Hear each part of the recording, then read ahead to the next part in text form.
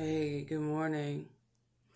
So it looks like there was a NAACP meeting yesterday. It says AD after Dolph. NAACP meeting yesterday with the chief, the U.S. Marshal, and Mia J. But this is the marshal who apprehended the fugitive Justin Johnson, a.k.a. STRAIGHTDROP. Let's hear what he had to say. And I think that people thought, well, if they'll gun him down, in front of a bakery or in front of a cookie store in broad daylight, I mean, they'll kill anybody. So I believe that really struck a nerve with people, and they really wanted his killers held accountable.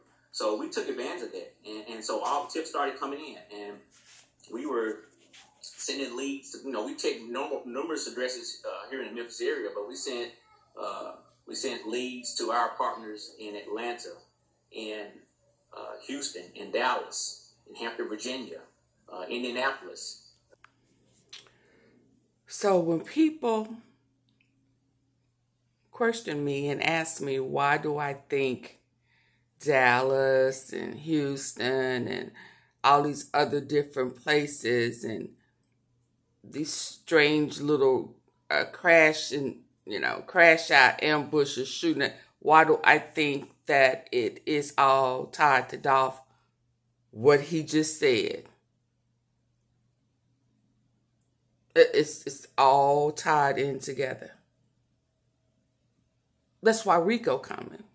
I tried to tell y'all. It just wasn't about Memphis. I told y'all it was bigger than Memphis.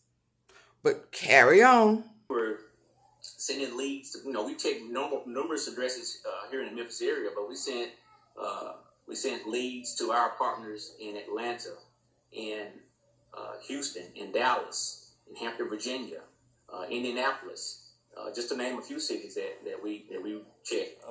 So I believe that Mr. Justin Johnson, since he's been arrested, I would identify him specifically.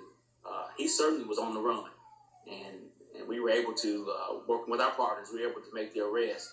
But I'm convinced that it happened because of community involvement. Everybody got involved, and I wish we had that type of participation and cooperation on every case, because that proved to me that we can accomplish what we want to accomplish, and that's to hold people accountable.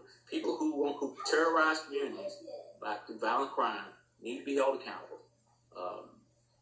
I believe in rehabilitation, but sometimes people just got to be held accountable, and sometimes they got to go to the pen to bring you to court and let the courts deal with you and let the judicial system deal with you.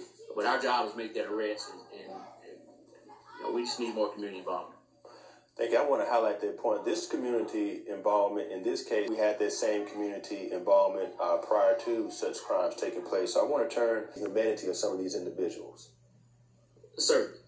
So my background is homicide. I've investigated homicides throughout my career, going from a detective level up to a captain. And something I always had, at least I felt like I was successful at, was getting people to open up and tell me why they did something. And I think just touching upon our conversation,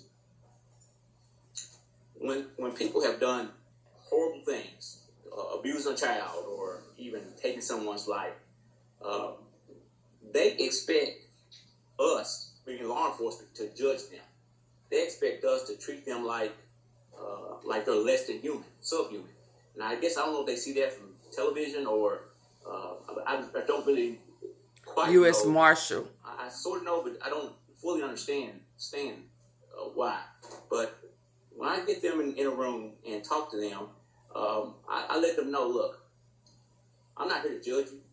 It's God. It's God's job to judge. It's the Holy Spirit's job to convict. It's my job to love. I just show you love. Christian I show them Marshall. look, I'm going to treat you like a human being. And a lot of times I'll see them, and once they see that, you know, that you cool, I believe in them, and I believe in that, you know, what they got right here that's beating. and they hard. I see those eyes well up, and I see that big crocodile tear run down the cheek. I know that they got something heavy on their heart, and they want to talk. Because most people, you know, they know right from wrong, and they know that they're going to be judged one day. And whenever they, you know, whatever their belief is, they know that when they go, they leave this life, that somebody is going to, they're going to have to account for everything they've done in this world. And I believe that they want to make it right. And so, again, that's just treating people with respect. Again, I'm not there to hold their hand, but I am there, you know, because they're going to be held accountable. That's my job. My job is to put together a case and turn it over to the prosecutor and let the prosecutor do his or her job. But show them, and look, just tell me why you did it. And more times than not, they may not tell you the total truth, but they'll tell you something. Because I just believe that everybody has that. They have that sense of goodness in them. You just have to find it. The U.S. Marshal Miller is about to give us a word of advice of what we can do to help our communities be better. I really like him. Let's listen to him. One thing, what should we wake up and do tomorrow? What one thing should we wake up and do tomorrow based on your experience as a marshal, having seen what you've seen over the number of years? If you could tell us, the listening and viewing audience, one thing that we can do when we wake up in the morning to make this community better and to assist in remediating the violence in the community, what would that do? What would that be, rather? Well, I'm a Christian, and I'm Praise proud God. to say, Praise God. Say so. So I believe that we just have to trust in God. Only God can get us through this situation we're in, and I believe that's why we've lost our way. You know, the church is not just where the people are gathered; it has to be where people are scattered. We have to go out. We have to love one another. We have to work with law enforcement. We are not the enemy. Law enforcement, we are some of the most professional people who love. We don't do this for paycheck. We do it because we love the communities that we serve. So, you know, law enforcement, growing up, we were heroes. And somehow, some way over the last 2 years, we've turned into the enemy. And you won't find somebody that will work harder for you than the men and women in blue. And so, no. You know, that one thing I would say is just love one another. And that's includes everybody. You know, love the person in front of you. Don't just love the person who you know. Don't just love your friends. Love the person in front of you. Absolutely. Work with law enforcement. We're all in this together. And the only way we're really going to get out of this is by working together. They said it. Took some things out of our school, out of our community that really was the foundation for who we are as a community, as a people. You know, and even Tyreece, you know, and I've gotten to call Tyreece by his first name. And I haven't been here that long, but you know, he's a God-fearing man. Chief Jones is a God-fearing man. We are God-fearing people. And we know how important it is for us to come together and try to take care of our community. Because not only do we wear these uniforms every day, it's what we do, and it's not who we are. Right. Who we are people who come out of minority communities, suffering communities, and we want people to know that this work is really about trying to save our young people, trying to save our community, trying to reduce crime, and trying to help our young folks know that there is some other life that they can have it, they can reach it. So, you know, I appreciate the relationship. This is a snapshot in time. You may not have leaders that are willing to say that they're Christians in public. You may not have leaders that really have a stake in the community and are vested in our community.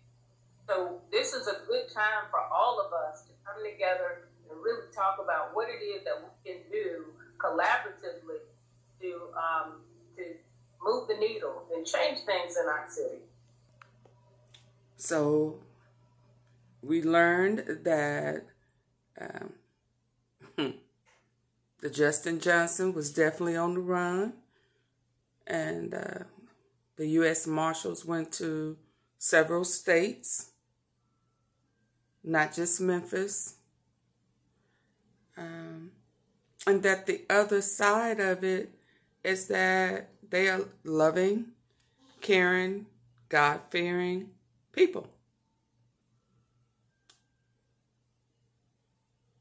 And Tyreece said, the only way we're going to get out of this horror is by way of God. I really appreciate him saying that publicly.